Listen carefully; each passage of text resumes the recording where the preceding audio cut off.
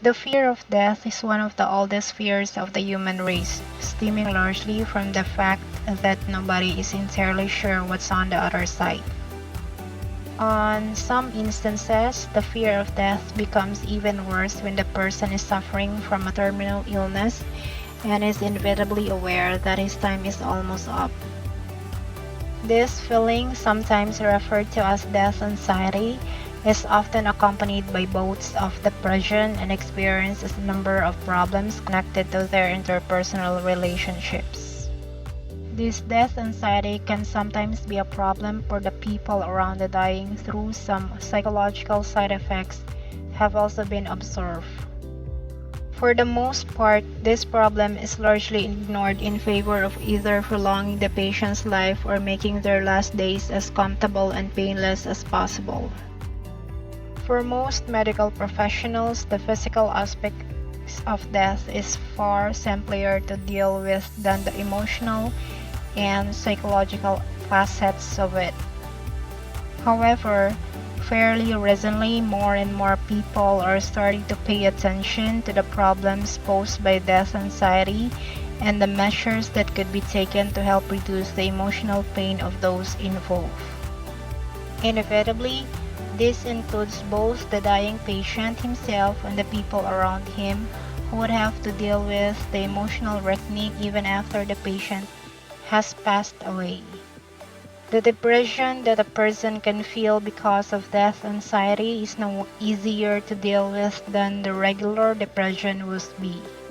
In fact, since the inability of death is looming over the horizon, it is quite possible that the problem will actually be worse than normal. This is true for both the patient and the patient's loved ones who would have to also deal with grim reality that someone they care about is going to die. When taken into context, the depression could easily be seen as something that is compounding even beyond death, such that a problem that only seriously affected the patients infects the people the patients left behind. Recent findings show that support groups were often good for helping people emotionally prepare for death. This is for both patients and the patients' families who all might need just a little extra help to cope with the arrival of death.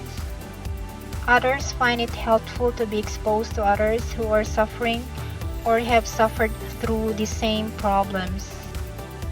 Most psychologists believe that being exposed to others that feel the same pressures and problems can be instrumental in helping someone cope with both the loss of a loved one and the potential psychological damage that a terminal illness can do.